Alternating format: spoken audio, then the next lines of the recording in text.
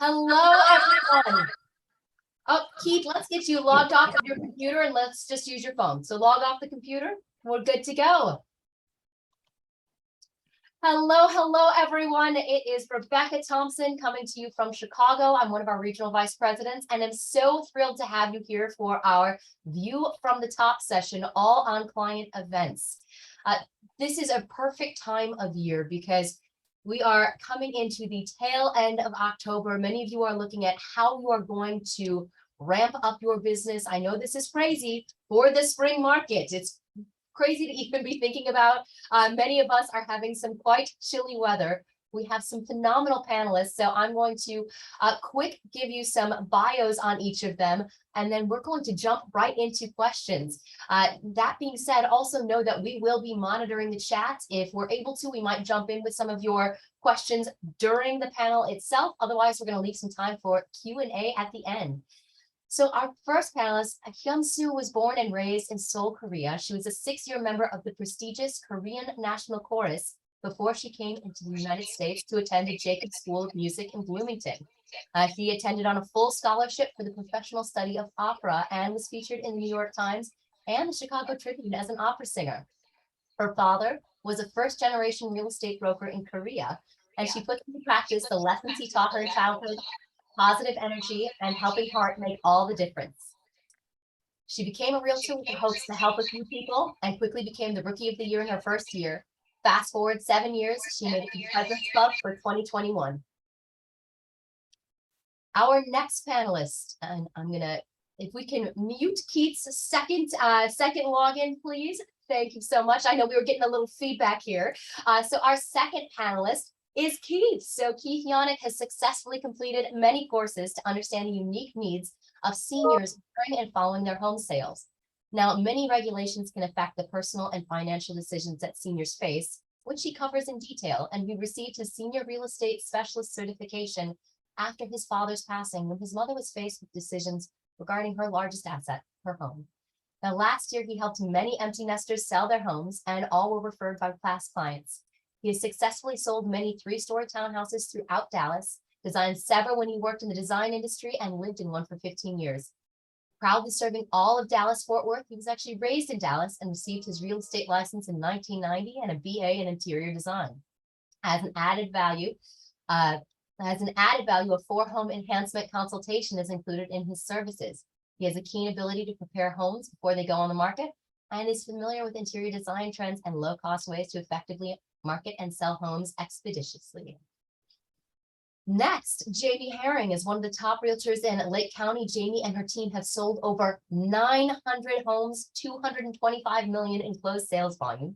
She's global luxury certified from the Institute for Luxury Home Marketing and knows how to market luxury and waterfront homes and applies that knowledge to all of her listings. She's proud of all of her production awards and has an amazing team she's built. She has incredibly high standards and models to her team that it's the hustle and heart that sets them apart.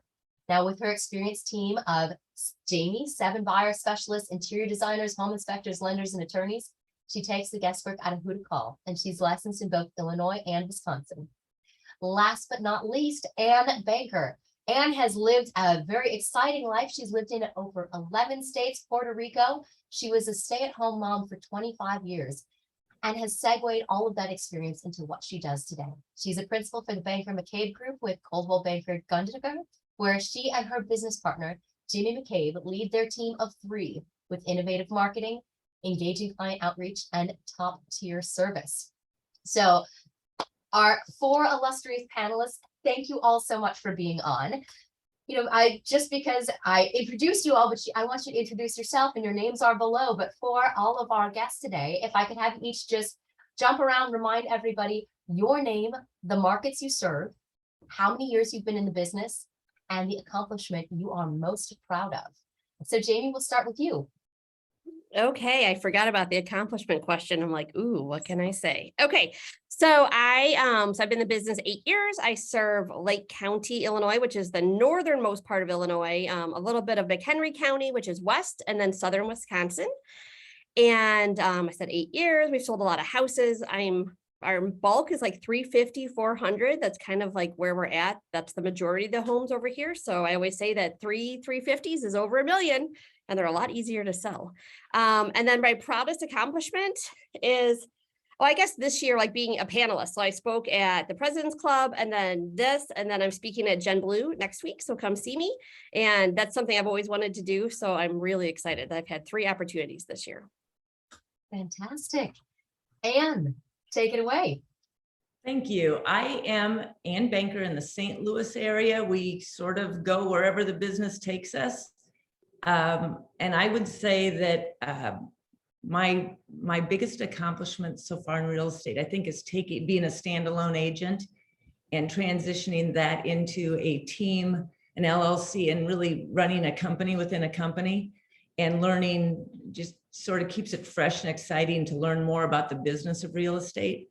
So I would say we have a viable, thriving little fun company now. So I love it. Fabulous. Hyounsoo. So my name is Hyounsoo Lathrop. I have a slogan, a name that is hard to say, but easy to trust. I live in Woodbury, Minnesota, and this is just a suburb of Twin Cities, St. Paul, the best place to live on earth, in my opinion. So my biggest accomplishments, I was thinking, I've been in the business, this is my 8th year, same as Jamie. Biggest accomplishments, I was thinking of being in the President Club last year. But then I realized this morning that I actually created a Facebook group called the CB Wonder Women. So that is for Coldwell banker ladies. So that's not for selling a house, but help each other and just support each other. So I just thought that is actually bigger accomplishment for me. Okay, I'm joining it right now, right after this meeting. Love it. I know, I'm sure, and our attendees are like, oh my gosh, this sounds awesome. Okay, Keith, take it away. Tell us about you. Full disclosure, I am terrible in Zoom. Sorry about that. My name is Keith Yonick, and I have been a realtor since 1989. I know I don't look that old, but I'm in my 50s. And I can y'all hear me? Mm-hmm. I'm sorry. Yep.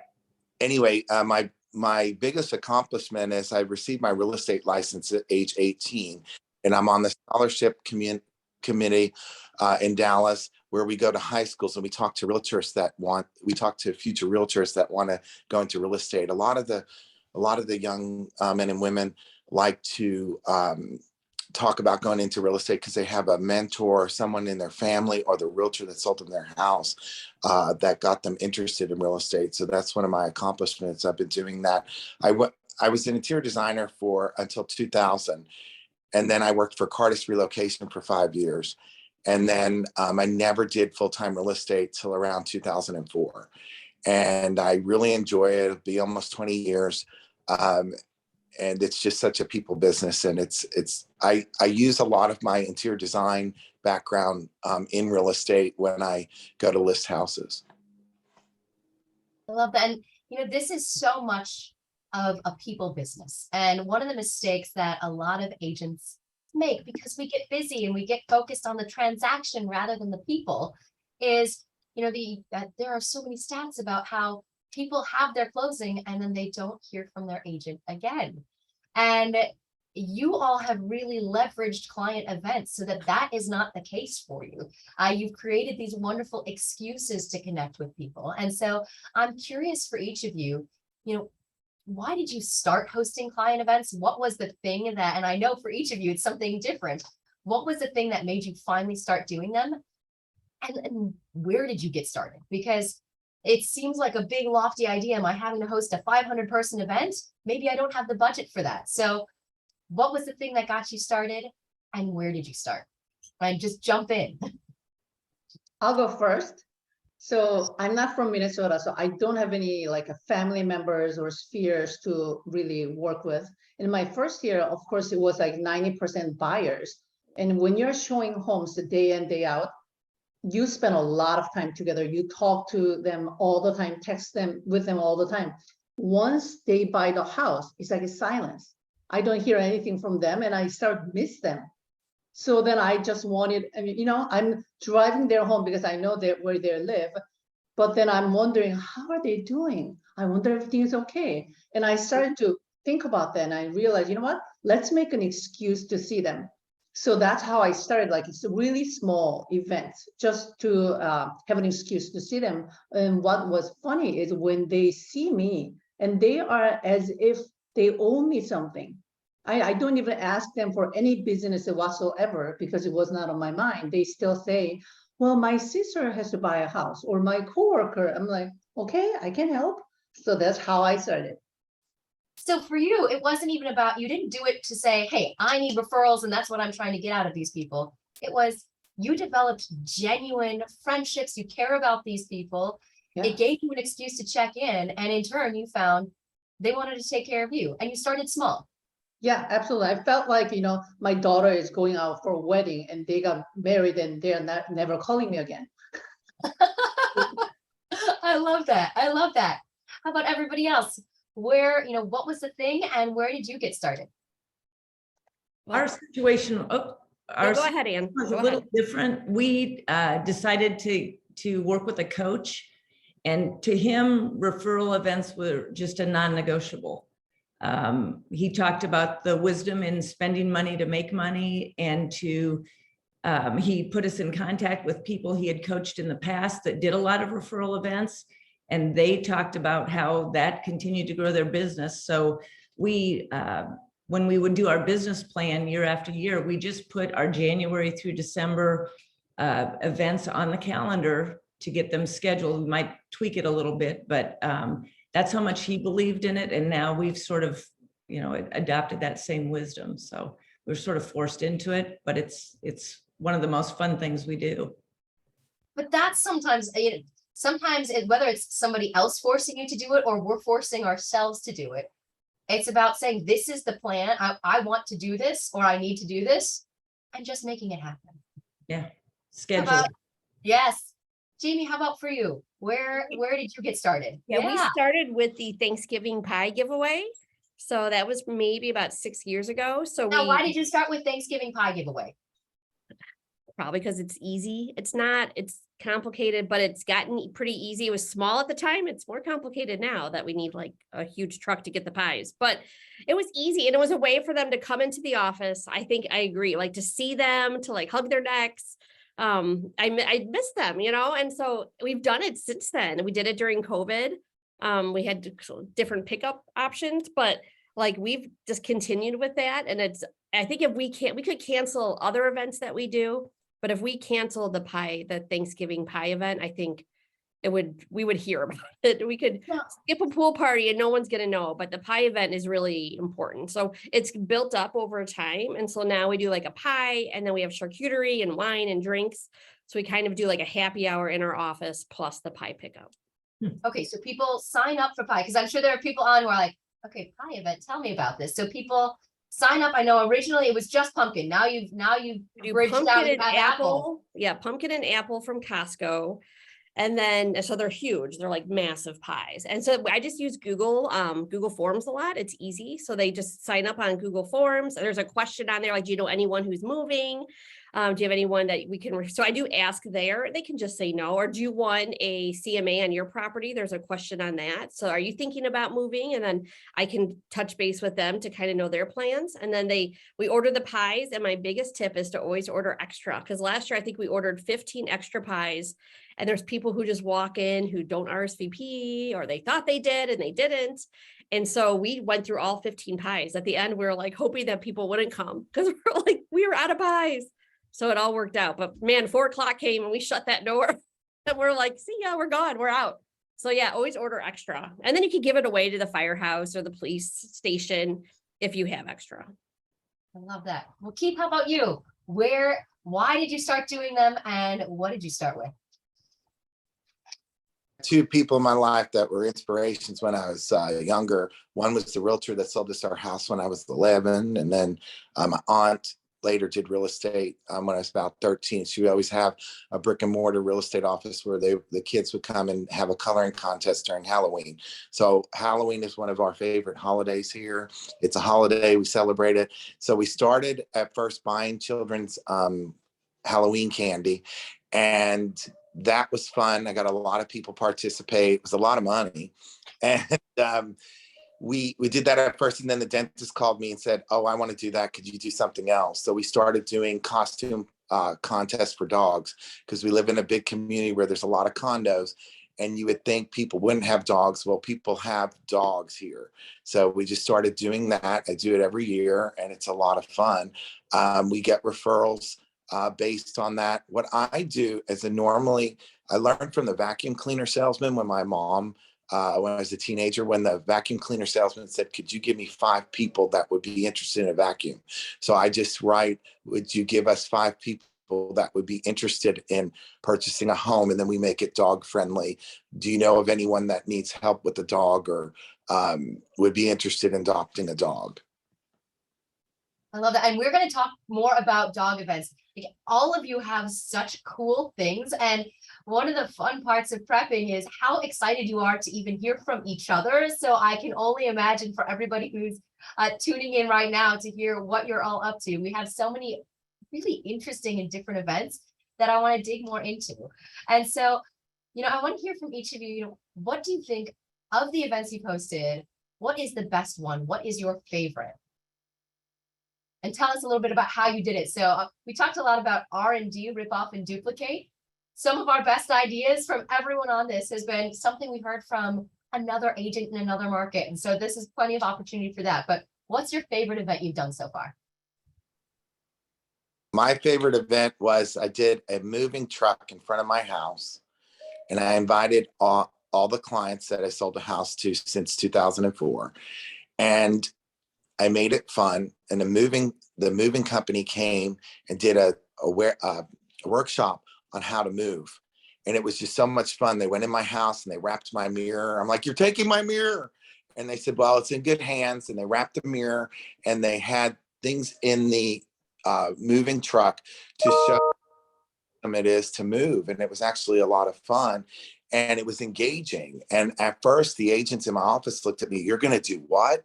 And it was just something outside the box. So they went over how to move, what goes into moving. Shredding is important when you move. We had a shredder there for people to shred their documents. And everything is trial and error. So if I had to do it over again, I wouldn't have used the shredder because you have personal information, do that another event.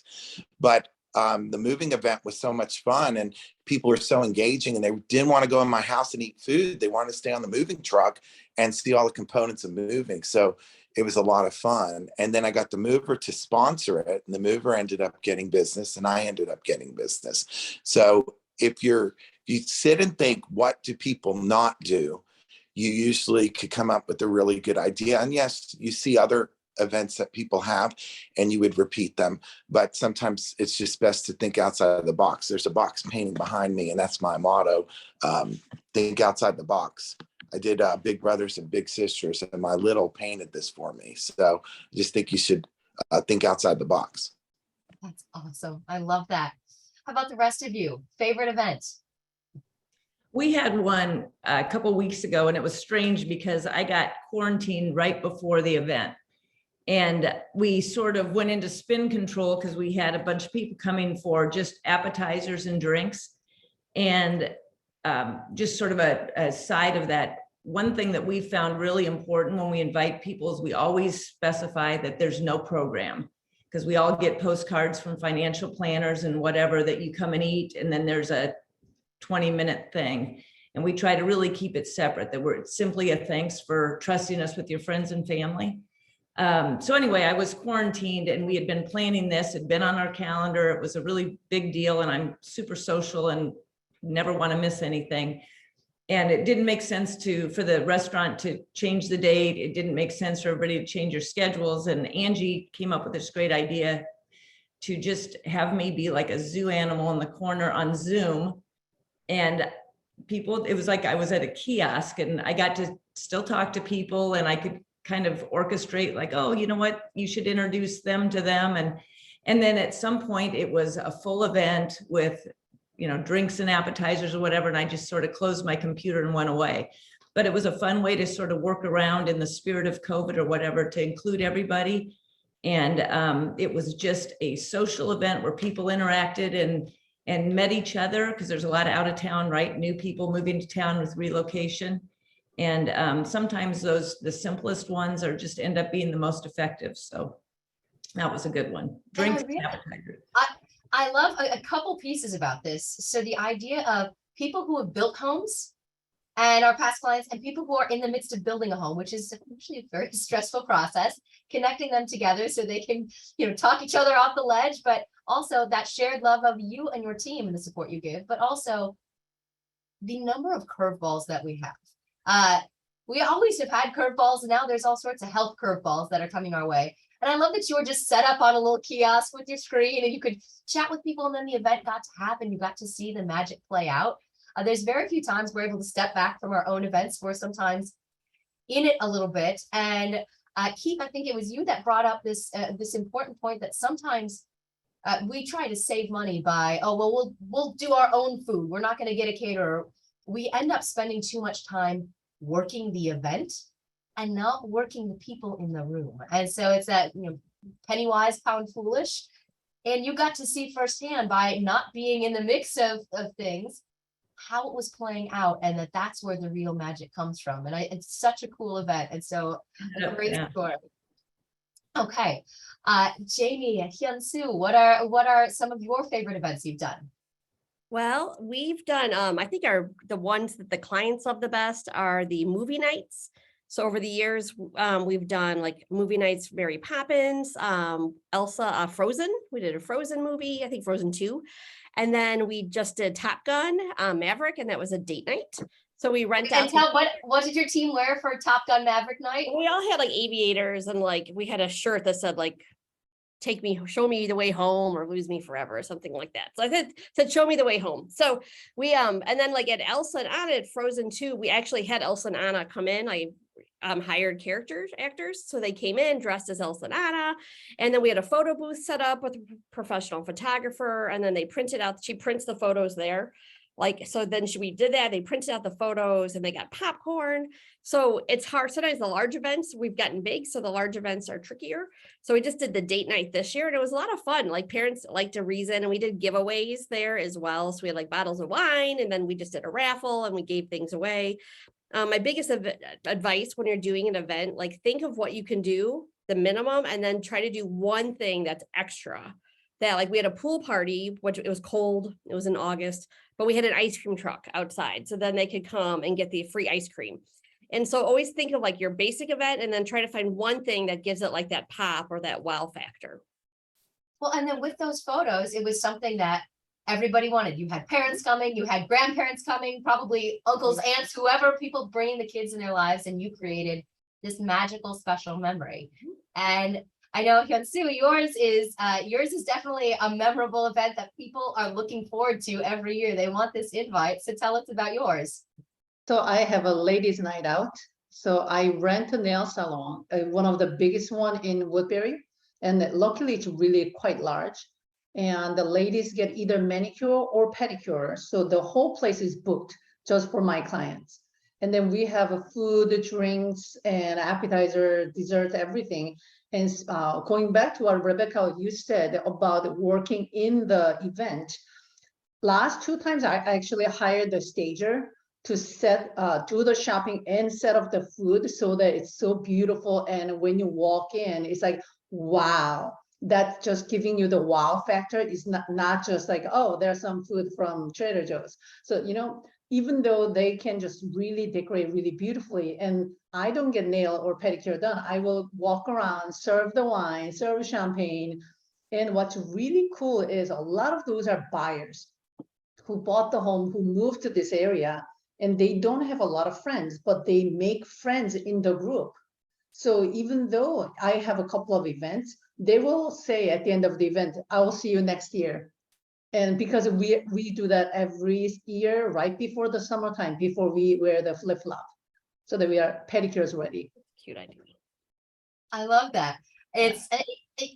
One of the really cool things that you start to see for, anyone who's either thinking about starting to do events, or maybe you've done some in the past, it's you start building community within the community. Your clients start looking forward to seeing each other. And it also, as the host, takes some of the pressure off of you. You have people that are going to connect with each other. And I know a number of you have also mentioned you said your stager. Some of you invite your home inspectors, your attorneys, your GRA loan officers, your title reps. These are the people that can also help work the room. I know some of you also leverage them to sponsor. Now, we just got a great question, by the way, the chat is open. So the great question that Jamie has already answered, how do you have names kept in order? There's so many people, how am I keeping them straight? Yes, name tags. Name tags are your friend. I would also say, just going through your guest list again, remembering who is actually going to be there. Google image search is your friend. So I'm going to jump into, Christy asked the question, how many weeks prior to your event do you start promoting? And actually, one of our big questions is, what is that timeline? And for each of you, it was a little bit different, but what does your timeline look like? And is it print? Is it digital? Is it text? Is it phone call? What is that process? All of them. I think that if you're looking at the money spent on these events, you should get as many touches as you can, because that's what it's all about, right? So you're maybe talking about it with someone and saying, we're anticipating this event the end of October. And then you send out an invitation, and then you get an RSVP and you thank them. Oh, I'm so excited to see you. Thanks for your RSVP. And also an RSVP that they're not coming is an opportunity to text them, right? Use every opportunity to just stay. So by the end of the event and something on social media, you should have 5 or 6 touches with everybody. One other thing is you're looking at your pricing. One thing if you are into sports with your clients, we've had a couple events where we've invited people for, say, the playoff games. And so you maybe ask 25 or 30 people to get 10 people that can adjust their schedules, because you don't have a lot of planning for playoff games. And then they don't make it to that next level. So it costs you nothing, but you've extended 25 or 30 invitations to get 10 people to pay nothing because the event doesn't happen. But they were just so excited to be asked to go to the playoff game. So there's some of that in every year where something doesn't happen or something gets canceled, and you still get bang for your buck. So you can't count on it. You have to be prepared to buy the tickets. But so you start with the save the date. And even in a hypothetical event, hey, there's something that could happen. People get excited about it. If it is something that's going to happen, save the date. Then you do the invitations. Then you follow up, even if they're not coming. sure. And use that as an excuse. And if they're coming, and then you send the reminder. Is that similar for everybody else? And what's the earliest you start telling people about it? And what's the latest you would start telling people about it? I think the biggest way we communicate, I think the earliest is like 8 weeks to save the date. We sometimes 4 to 6, I think, is standard to kind of follow the Miss Manners rules for invitations. But the one thing that we do is that we have a private Facebook group for our clients. So it's just for our clients. And then we post a lot in there. So we send out emails. I don't send out a lot of paper invitations anymore. Just the cost I don't think is as effective. So we just we'll put it on email, text, phone calls, and then we have a private Facebook group. So like we have around 400 clients in there. The agents on my team invite their clients to it. And that's where we will we have a giveaway, like we did Clients for Life, a Cubs game. So we have a giveaway. We post it just in there because it's very exclusive for our clients to be part of that group. I also remove people from the group when so this is a side note, but like if they sold their house and they went with a different realtor, like they're out. Like you don't get to stay in my group and get all the perks that we offer, and you don't get to get the pie. You get someone else, like you're cut off. Well, and I love that you're also leveraging, Clients for Life, this phenomenal program we have here at Coldwell Banker. And you took that and said, hey, we do this amazing baseball game. Let's Yeah. give away some So more You could, tickets. yeah, you could buy 10 tickets, like for us in the Chicago market. So we bought all 10 tickets, and then we did a giveaway, and we did it for our clients, and then a public facing giveaway. So people just commented, and then we just kind of picked randomly, like kind of closed our eyes and, scrolled the screen up and down and just picked randomly. And then I had a limo, and then we took the limo down, and then the agents on my team, if their client won, then they could come with a +1. That's how we kind of worked it. So we took an agent on my team, and we got a limo. There was 10 of us. We were crammed in there because there was only supposed to be 8. And then someone said, "Can I come with?" And so we took a limo down and had drinks, and we had sucked the good seats, and it was so easy through Coldwell Banker that we just bought the bulk of tickets. And I figured, worst case, I just give them away but we had so many people, apply, want to win the tickets. And so that was a fun, really easy way. And it was like the awesome videos. I think the biggest part about events is you have to take tons of photos, and you have to put out a video before and especially after. So you have to say, "Hey, thank you for coming, and here's the screenshot," and make it like a CapCut or Instagram Reels, like a really fun video that really shows what you're doing, because you get a lot of playtime from that video. I love that. So it's the before, you're communicating about the event. We talked a lot about the before. So this idea of 4 to 6 weeks, I think the minimum anybody said, you need to give people at least 2 weeks notice if you can. And we'll talk about some events where I know a few of you have not had as much notice as you wanted, or not the turnout you expected, and you still make the best of it. But that you're following up with people. Consistent theme is there are RSVPs that are happening. We have an idea, especially if it's the number of pies. We need to know how many pies, or we need to know how many movie tickets, or I need to tell the restaurant how many people are coming.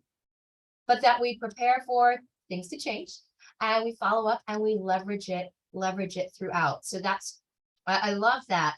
One of the questions that I saw from, I believe it's Teora, is how many clients do we have before starting our events? And, the one you're just talking about right now, Jamie, I don't think that, to leverage something that's Coldwell Banker is already doing for us. You don't need to have one a client. This If is you have literally one one client, you can client. do it. All you need is one. And that client becomes your VIP. And some of the people that came with us, there was 3 couples, and only one was a past client. One was a great referral source, and she supports us in everything. And she happened to win. I don't know how that happened, but sometimes we can grease the wheel a little bit, and so but yeah, if you have one client, then you don't have to do an event necessarily. I think if you could do pop-by, you could pop by the pies. Hey, I'm ordering pies. I'd love to deliver one to your house. And then you have that one-on-one time. It gets to a point where it's easier for your clients to come to a central location than it is for you to drive by. But if you have 5 or 10 clients and it's your first or second year, then I would do a pop-by. I wouldn't do a client event necessarily. Love that. Okay, so we're getting a lot of questions, and I know we all have talked about this. There's so many different events that you all are doing.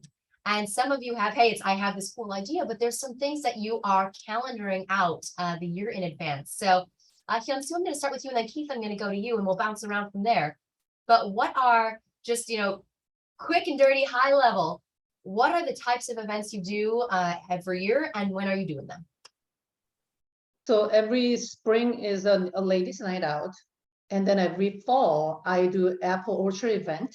So what that does is I hire a family photographer, professional photographer, so that all my past clients can come with their families and their dog, so that they can get a family photo. And that has been great, because they use those photos to make a Christmas card, and they put it in social media and they tag it. And when I do that, I get a vouchers for the food in the apple orchards, for the brats and hot dogs and apple cider, hard cider, and the wine, so that they can play and they have fun in apple orchard and get family photo taken. And the Christmas time, I do the trees for toys. Love that. And again, leveraging what Coldwell Banker already has to make it happen. I think so often we try and reinvent the wheel, and it's, let's look at what is that orchard, pun intended, low-hanging fruit, and see how can we just start to do something and build on it. Now, Keith, what are your annual series of events that you do?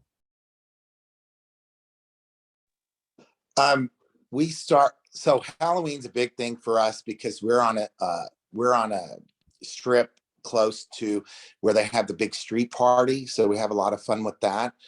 Before and after the street party, we do that.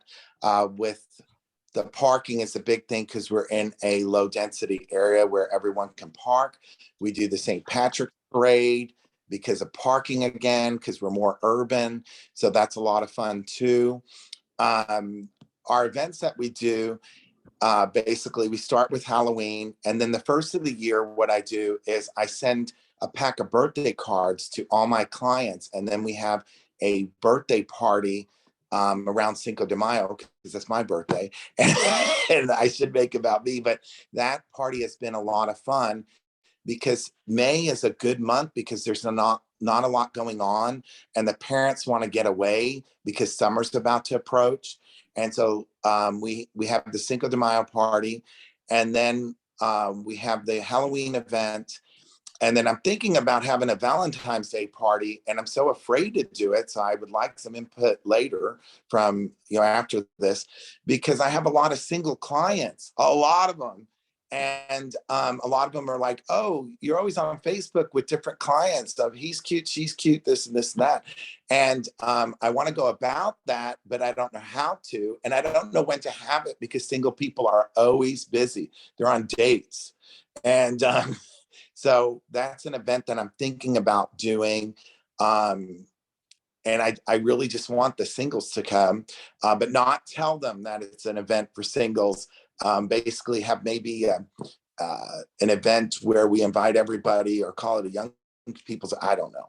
But the events that we have, I basically put a lot of the events with inconvenience and make it convenient for them, especially with the parking during the parades.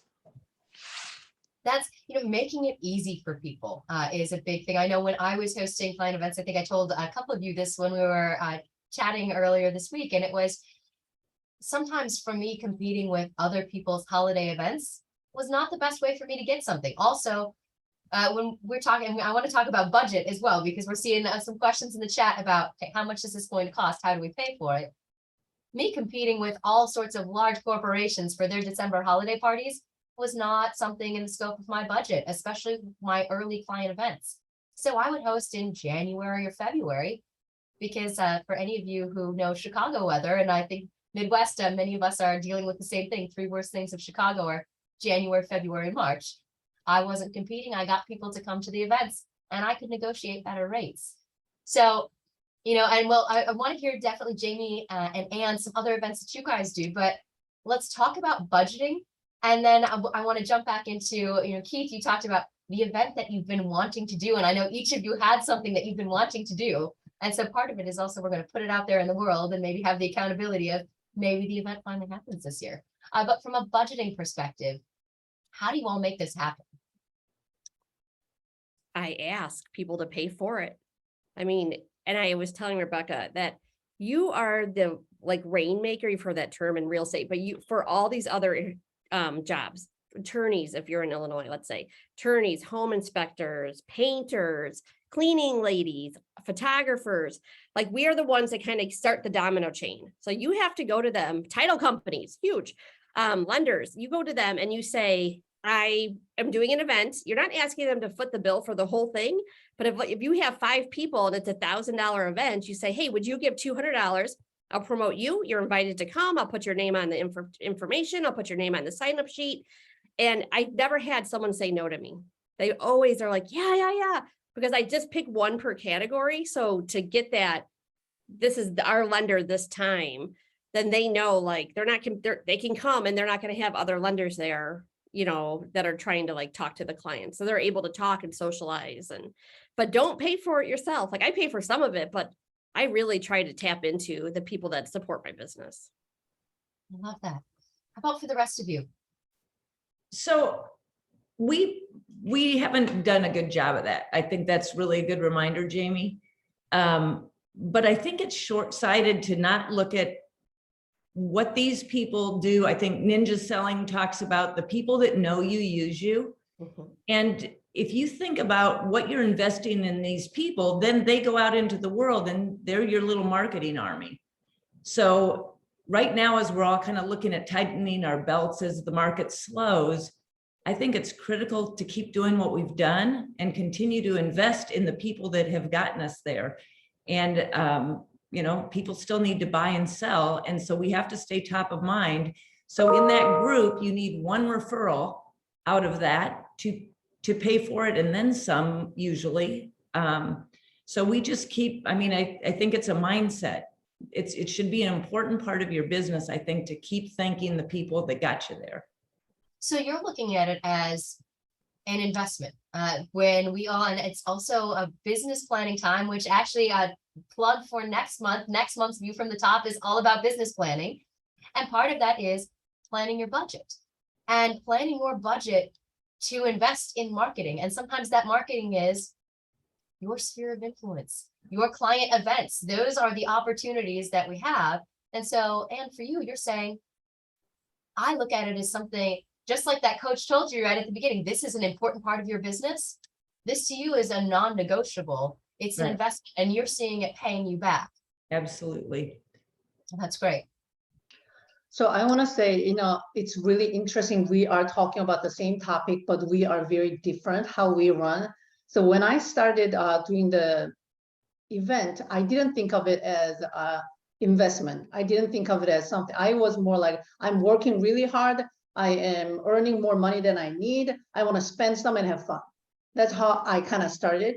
And then this became more of an investment because more than 90% of my clients are referral based. They're referred by my past clients or they are the returning clients. So more than 90%, that means I am keep getting more business. So for the ROI wise, there's like, it's you know, no brainer. And for me, I have done once, had somebody help me with the cost, but now I decided instead of having somebody join me for the cost, I actually pay for everything. But then I actually invite those people, my handyman, the cleaners, title person, the office administrator, I actually invite them as my VIP because they help my clients. That's great. And again, that's the fun of this group. Such different philosophies. There's some common threads, but for anybody who's listening, I think we can see a bit of ourselves in each one of you and find a way to make client events work for us. So Keith, for you, I love that you started the mover. You got the mover to foot the bill on this, bring you a tricked out moving truck, and talk to me about just general spend on what range do you typically stay between and how many people does that typically cover? Thank you. What I do is I take every closing, I put $200 aside per closing, and I put it in an account. And so I've invested in that client and myself by doing that. And then by the end of the year, you do not tell your spouse or anyone that money is there. Anyway, but then you could use that. And by the end of the year, what I do is if they didn't attend a client event, I will use that money to send them like a touch gift, etc. But on the moving, when the moving company came over, I spent about $1,000 to $2,000 per event, and I use that money that I have in that account in order to do that. And you do have to spend money to make money. I think it's awesome to ask. You know, we learn from each other. I think it's awesome to ask a title company or a mortgage company to sponsor, but when you do that, you have to remember a lot of people do that. So I try to think of different companies, like the handyman was a great idea, and different things like that, the moving company. And then I never thought to put people to work like that. So I'm going to go ahead and maybe my mom too, but have people work for you like that too. I also did a shirt event because the men are left out. The women are great. They love nails. Women are easy to buy for. Men are hard to buy for. For example, Mother's Day cards. I send Mother's Day cards out. I send Father's Day cards out. I don't get a lot of return on that, but the Mother's Day card I do because moms like that touch gift. I do a shirt event for my guys, and I invite. A lot of people don't attend that event, but I had 10 people last year where I had a custom shirt maker. He supplied the $99 shirt, and it was a little bit of a sales thing, but he did shirts for everybody. And at the end of the event, people were buying clothes from the shirt maker. Every city, big city, has a shirt maker, and they'll do the events and they'll cater them for you too. So that's another idea that you can. I love that. And Hyounsoo, you and I were talking about, you do this fabulous ladies event, and what were you saying you're looking for? I was thinking I want to host like a golf night for gentlemen, because I'm doing the fun stuff for the ladies and I wanted to do the golf thing. But the more I think about it, I don't even play golf. So I don't even know what they're talking about. So what do I do? Just go around on a cart where they serve the drinks? I don't know. Yes. It might happen. And now, Ian, you did a Topgolf event, right?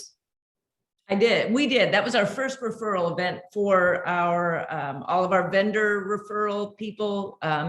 We just think of everybody that helps us get a house across the finish line, like cleaning people and handymen and inspectors and everybody. So they were a big part of our first ones because they made us look good.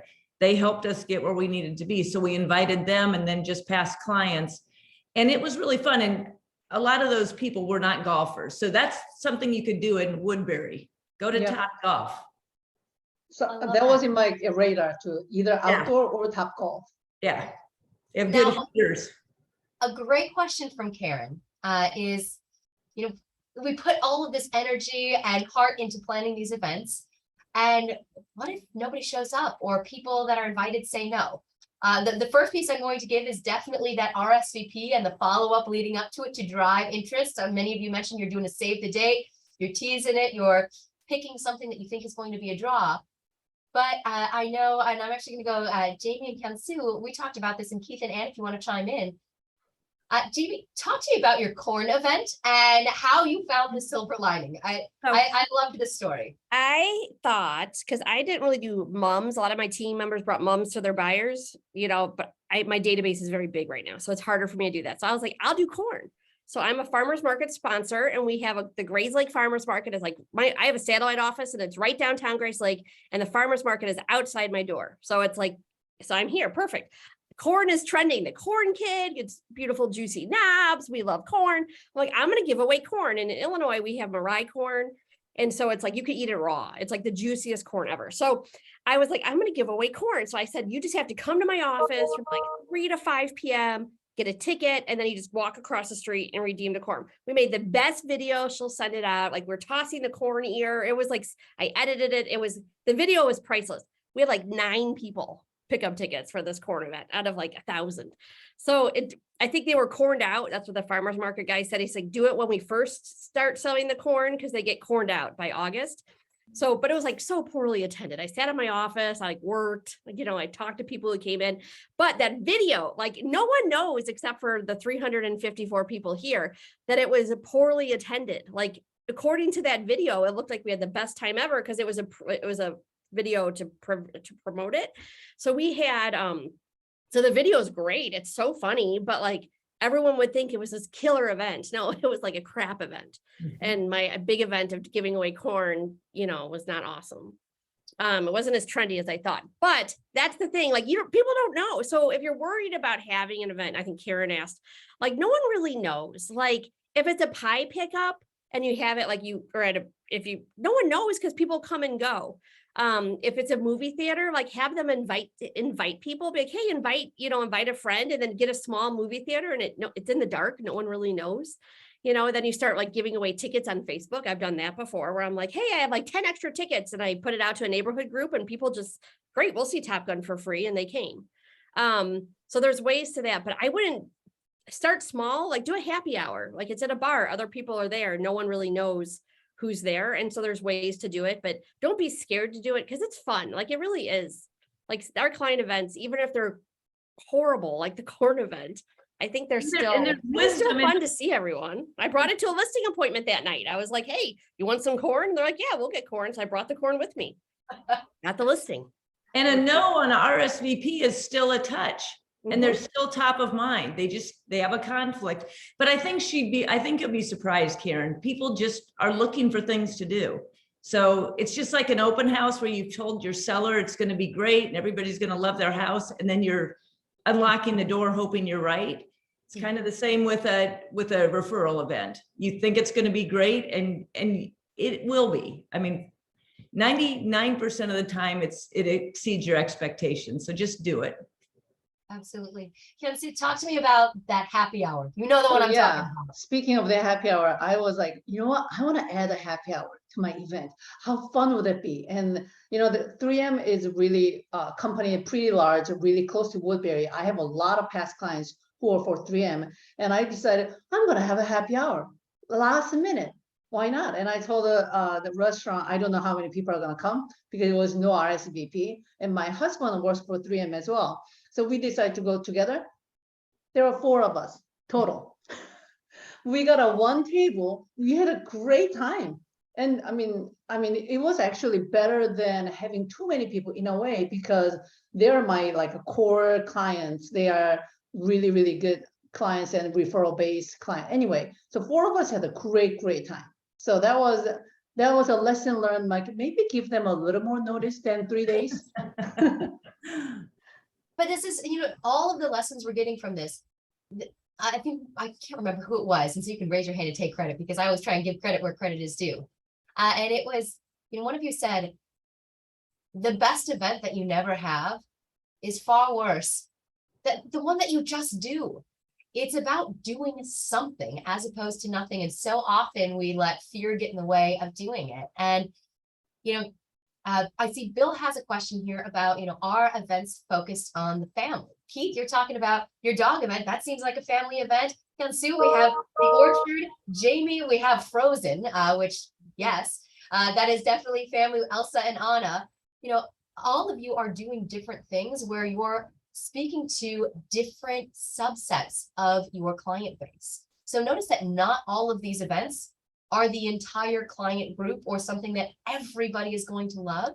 You found different ways to touch different parts of your sphere and find different things. We all have different interests. Like, I'm a huge foodie, so I'm excited. If you have good food, I'm showing up. As a warning to all of you, I will show up.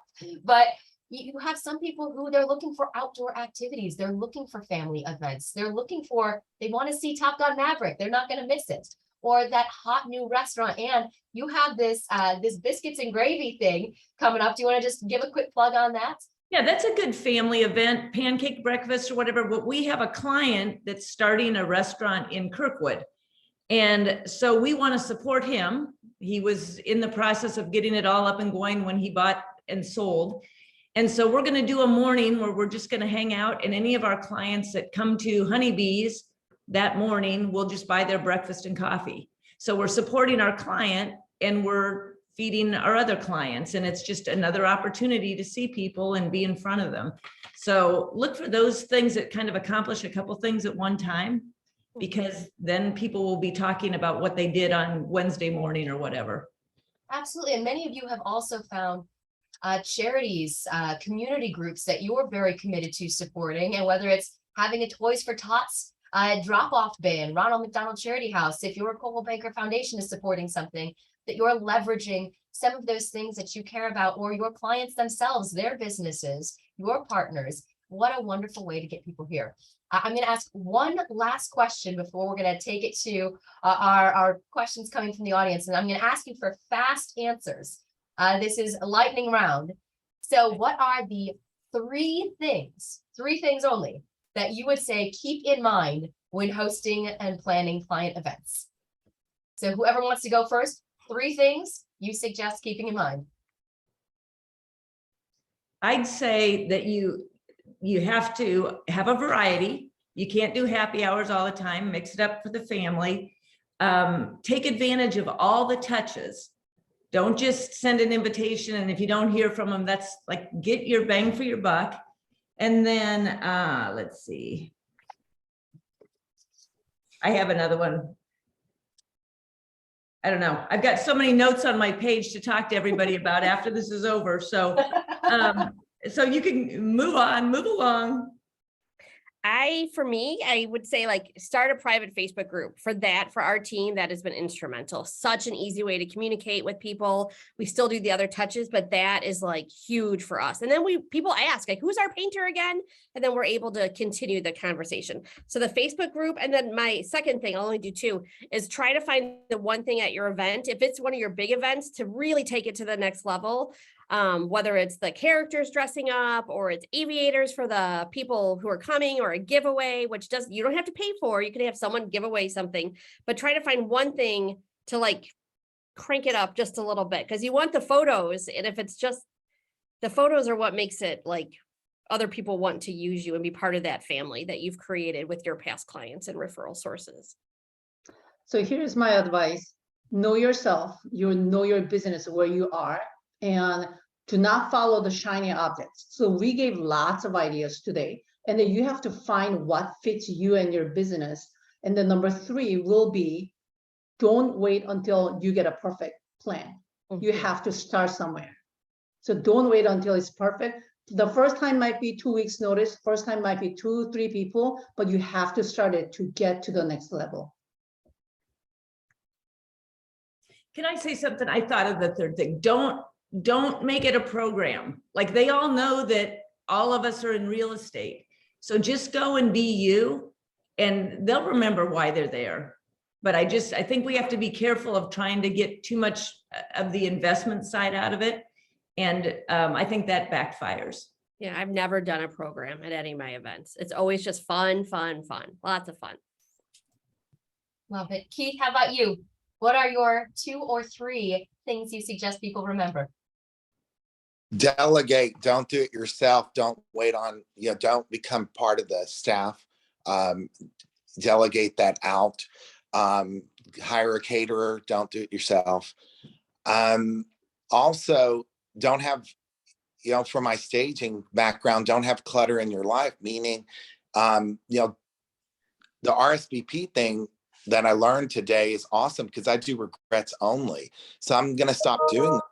Is touching. And Anne was very, I love the detail of Anne, where she said that you have to use that as a touch marketing. And I usually do regrets only and location, because I like to have a location that is close to convenience. So if you're going to have, so we talked about people not attending. What I do is I invite the neighborhood.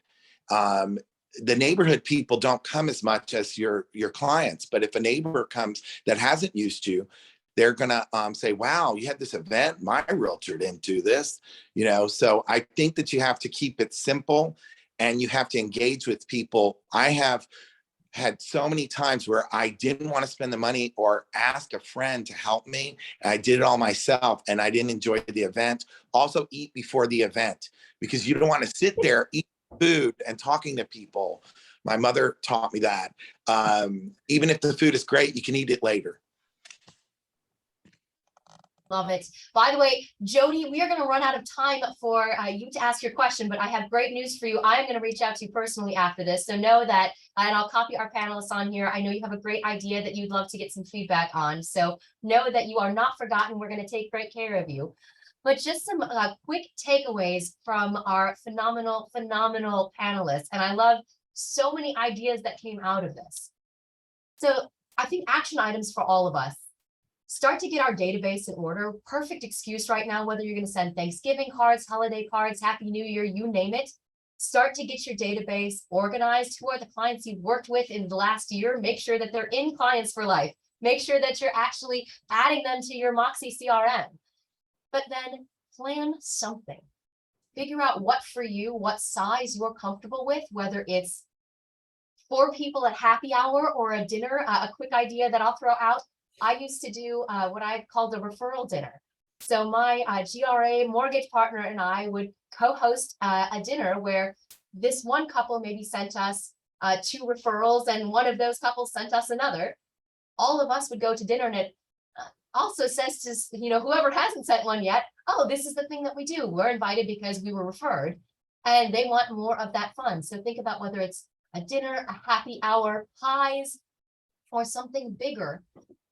Plan that you're going to do something, put 2 hours in your calendar. It can be 1 hour one week, 1 hour next, but make that commitment to yourself in your Outlook calendar that there's going to be time that you're going to plan. Where is it going to be? When is it going to be? Who is it going to be? You want to give minimum 2 weeks notice, but we're hearing that you want to plan 4 to 6 weeks in advance. Maybe send out a save the date, ask for RSVPs. And those who say no, don't be discouraged. You're going to get credit. Even the person who says no all the time, I'm hearing sometimes it's good to just get the ask out there and get that win and leverage it as an excuse for grabbing coffee or a pop by with them later. So some phenomenal ideas. I want to just thank each of our amazing panelists. Thank you so much for giving and giving. And we just have such a wonderful Coldwell Banker family here. Looking forward to seeing you all next month for our View from the Top session on business planning. And with that, everyone have a great day. Find me at Jen Blue. Come say hi. Yes. Thanks, Thank you. Rebecca. Bye. Bye. Bye. Sell some houses.